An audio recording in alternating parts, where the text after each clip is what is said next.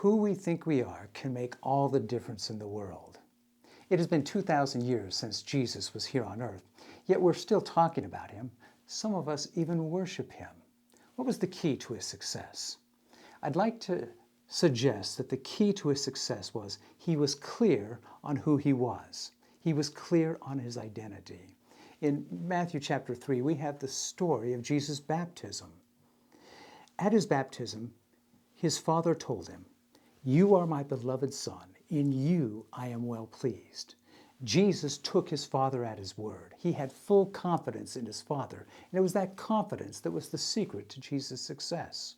Jesus would go through all kinds of challenges, crises really, and he came through them all because he knew who he was. They started very quickly. In Matthew chapter 4, we find Jesus out in the desert. He has been there not for days, but weeks without food. He's on the verge of starvation.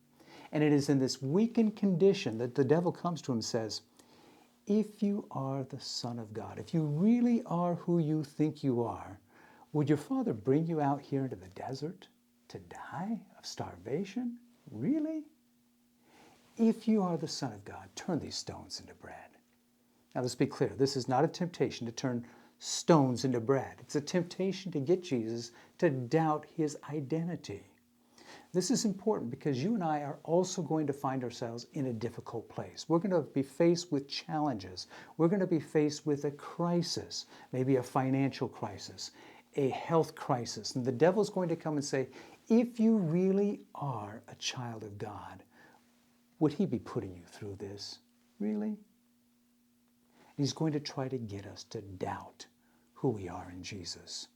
And when that happens, we need to do the very thing that Jesus did.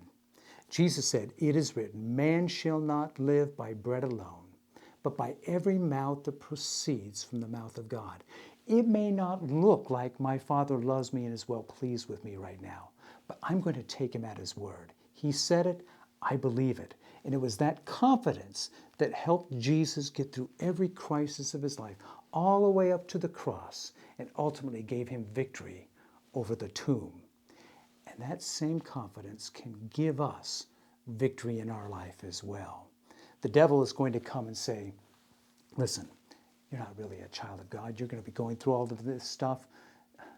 Are you sure that he loves him?" Well, let's remember the same God that said to Jesus, "I love you and am well pleased with you," says to us, "I loved you so much that I gave you my only begotten Son, that if you believe in him, I will give you life eternal. You will not perish. You'll have life forever." We can have the same confidence in our Father's word, and that confidence will see us through every challenge. And because of this confidence, not in ourselves, but in what our Father tells us about ourselves, we can go and make ourselves a great day.